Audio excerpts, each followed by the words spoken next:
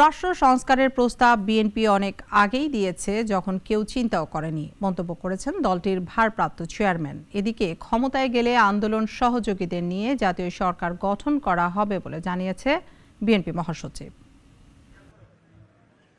রাজধানীর diploma engineers ইনস্টিটিউটে আয়োজন করা হয় ৩১ দফা ও জনসম্পৃক্ত শীর্ষক ঢাকা বিভাগীয় প্রশিক্ষণ কর্মশালা।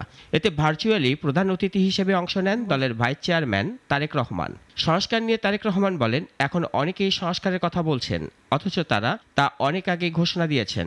বিএনপি যখন কেউ এই বিষয়ে কথাই বলেনি, চিন্তাই করেনি, সেই সময়ে বিএনপি দেশের সামনে, দেশের মানুষের সামনে ২৭ দফা, পরবর্তীতে ৩১ দফা উপস্থাপন করেছে। ষড়যন্ত্র এখনো থেমে নেই উল্লেখ করে বিএনপির শীর্ষ নেতা বলেন, অর্থনীতি ও রাজনৈতিক মুক্তি না হলে লাভ হবে না।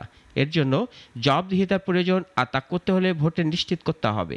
জনগণ যখন জানতে চাইবে কেন এই জিনিসটা হলো, কেন এই জিনিসটা হলো না, কেন এটা করলে, কেন এটা করলো না, জবাবদিহিতা দিতে হবে, জবাব দিতে হবে সবাইকে। এবং এটি যদি নিশ্চিত করতে হয়, অবশ্যই দেশে ভোটের অধিকারকে প্রতিষ্ঠিত করতে হবে। দলীয় নেতা কর্মীদের নির্দেশ দেন, আজ থেকে তাকে যেন আর রাষ্ট্রনায়ক বা দেশনায়ক না বলা হয়। রাষ্ট্রনায়ক কথাটি ব্যবহার করবেন না। এদিকে ফ্যাসিস্ট হাসিনাকে বিদায় করানোর জন্য বিএনপি দীর্ঘ আন্দোলন করলেও তা সফল করতে পারেনি।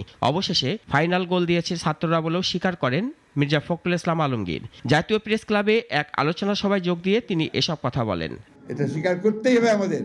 বিএনপি মহাসচিব অন্তর্বর্তী সরকারের উদ্দেশ্যে বলেন, এদের এক একজন এক এক কথা বলছেন, যা মানুষের মধ্যে আরো হতাশা বাড়াচ্ছে। তারা নিজেদের ক্ষেত্রে তারা কাজ করেছেন, অত্যন্ত যোগ্য মানুষ, কিন্তু রাজনীতির তো একটা আলাদা ব্যাপার আছে, সায়েন্স।